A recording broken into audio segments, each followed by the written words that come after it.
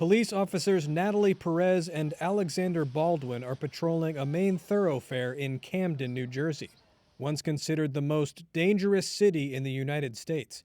But since 2012, the year before Camden dissolved its police force and rebuilt it with a focus on community engagement, crime incidents are down 42% as of 2019. Excessive force complaints are down as well.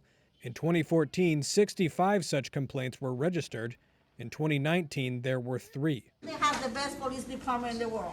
Oh, thank you, ma'am. Zakeem James, a police captain in Camden, sees every encounter with a resident as an opportunity to build social currency to prevent or solve a future crime. I'm proud of you guys. Thank you very much, ma'am. Thank you. We weren't always the department you were proud of, but we're glad to be the one that is now. We're still working on it. Yeah, but You know? it has come a long way.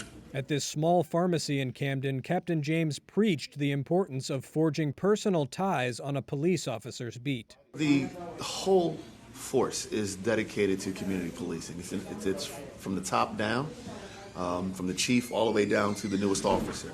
When officers graduate the academy, they are put on a foot beat and put into neighborhoods to meet people on a human level.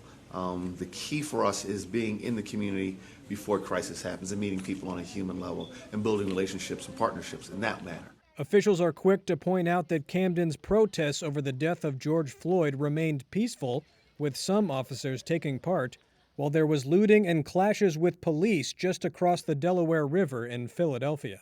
Some critics say the drop in crime in Camden has as much to do with the hiring of more officers than a softer approach.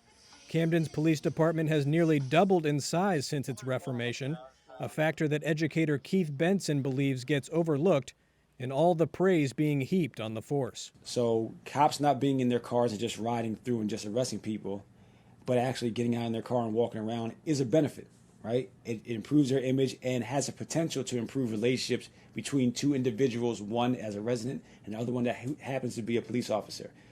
Does that necessarily mean that the attitude of residents has changed toward the police as an institution here in Camden? I would say not necessarily.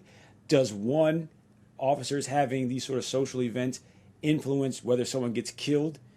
I'm not necessarily prepared to make that connection.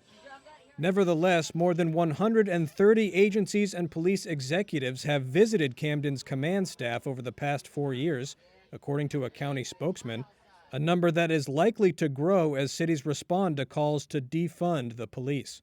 Camden still has problems, including one of the highest crime rates in the state, and in January, NeighborhoodScout.com ranked Camden as America's 10th most dangerous city in the country.